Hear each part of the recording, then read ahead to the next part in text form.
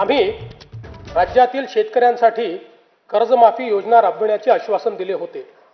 त्याकरिता समिती गठीत केली आहे। राज्यातील 30 सप्टेंबर 2025 रोजी पीक कर्ज थकीत असणाऱ्या पात्र शेतकऱ्यांना 2 लाख रुपयापर्यंत कर्जमाफी देणारी पुण्यश्लोक अहिल्यादेवी होळकर शेतकरी कर्जमाफी योजना मी आज जाहीर करीत आहे।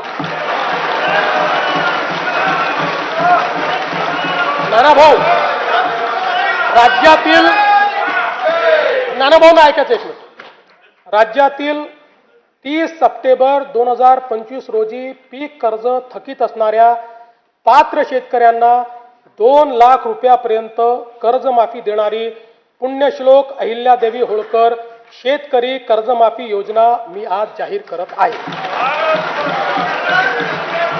जे शेतकरी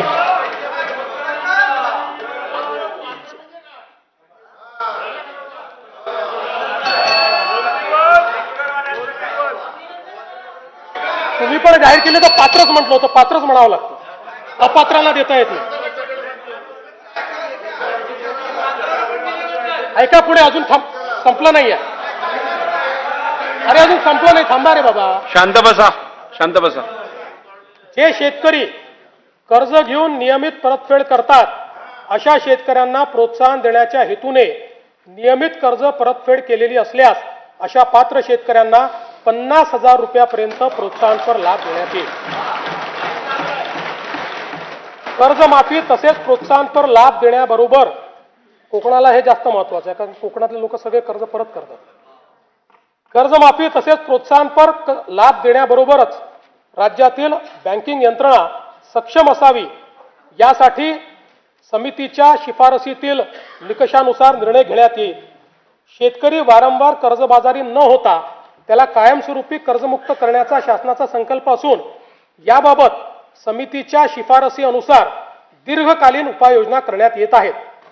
अनुसूचित जाती घटकांच्या सर्वांगीण विकासासाठी राजश्री शाहू महाराज शिष्यवृत्ती योजना, विद्यार्थी वसतिगृहे, भारतरत्न डॉक्टर बाबासाहेब आंबेडकर कृषी स्वावलंबन योजना, लोक साहित्यरत्न लोकशाहीर अण्णाभाऊ साठे नागरी वस्ती सुधार योजना इत्यादी योजना राबविण्यात येत आहेत।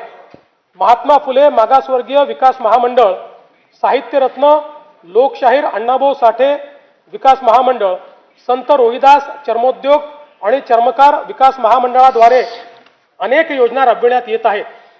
सन 2026-27 मध्ये अनुसूचित जाती घटक कार्यक्रमाअंतर्गत 23,150 कोटी रुपये इतका नियतव्यय प्रस्तावित आहे। माननीय सर्वोच्च न्यायालयाच्या आदेशानुसार राज्यातील अनुसूचित जातींच्या आरक्षणाचे उपवर्गीकरण करण्याकरिता प्रारूप आराखडा करण्याच्या दृष्टीने समिती गठीत करण्यात आली आहे। समितीचा अहवाल लवकरच अपेक्षित असून शिफारसीनुसार समुचित लाभ देण्याची पुढील आवश्यक कारवाई करण्यात येईल।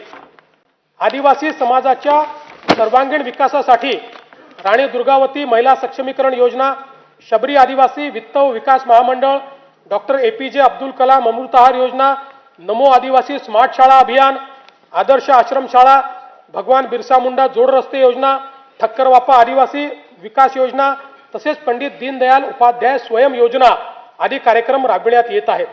बिरसा मुंडा कृषी क्रांती योजनेत विंधन विहिरी व सौर पंप हा घटक वनक्षेत्रालगतच्या गावातील आदिवासी शेतकऱ्यांना अनुज्ञेय करण्यात आला आहे।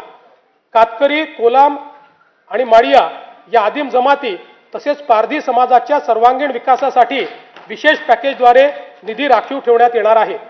सन 2026-27 मध्ये आदिवासी घटक कार्यक्रमाकरता 21,723 कोटी रुपये इतका नियतव्यय प्रस्तावित आहे। इतर मागासवर्ग, विमुक्त जाती, भटक्या जमाती तसेच विशेष मागास प्रवर्गातील समाजाच्या सर्वांगीण विकासासाठी वसंतराव